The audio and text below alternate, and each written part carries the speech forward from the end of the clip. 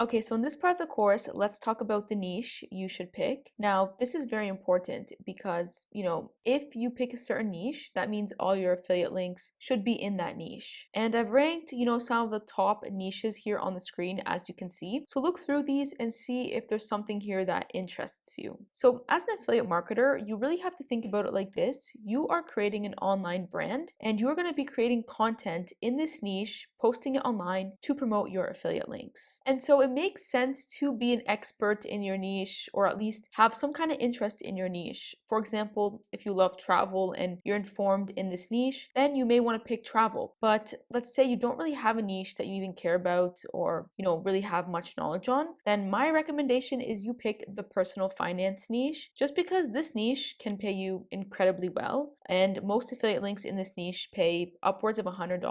A lot of the ones I promote pay $100, $200 per sign up. So you can see this is a very lucrative niche. So look through these, see which one resonates best with you. And if one doesn't resonate, then I'd say pick the personal finance one. It's pretty straightforward. And don't think you have to be an expert in your niche. You definitely don't. You'll learn as you go, and you can always learn from other people who are creating content online. But for, this course, I'll just pick the personal finance niche since I'm most informed about it.